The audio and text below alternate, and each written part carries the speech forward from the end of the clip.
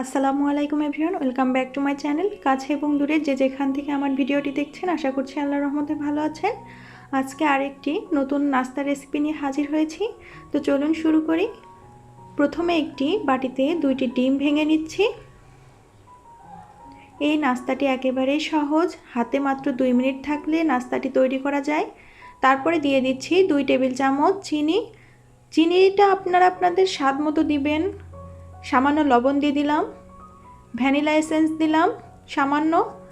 অবশ্যই vanilla essence দেওয়ার চেষ্টা করবেন। ভ্যানিলা এসেন্স দিলে ডিমের যে একটি গন্ধ থাকে সেটি আর থাকবে না। এখন একটি কাঁটা চামচের সাহায্যে ডিম আর চিনিটিকে খুব ভালোভাবে মিশিয়ে নিচ্ছি, যেন চিনি গলে গিয়ে সম্পূর্ণ ডিমের সাথে মিশে যায়।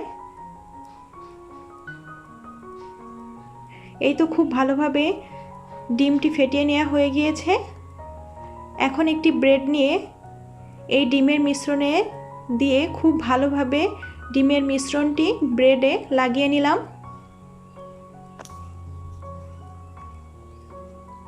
এই নাস্তাটি তৈরি করা অনেক সহজ, খেতেও দারুণ লাগে।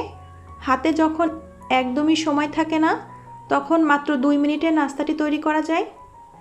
এই তো প্যানে 2 টেবিল চামচ তেল দিয়েছি। মিডিয়াম আঁচে গরম করে নিতে হবে, হাই হিটে দেওয়া যাবে না, তাহলে ব্রেডটি দেওয়ার সাথে সাথে পুড়ে যাবে। ব্রেডের এক সাইড হয়ে গেলে ব্রেডটিকে আমরা উল্টে দিব। মিডিয়াম আঁচে এই ব্রেডটিকে ভেজে নিতে হবে।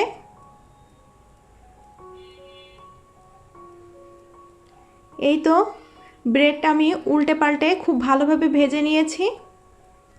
এখন একটি পাত্রে উঠিয়ে নিলাম।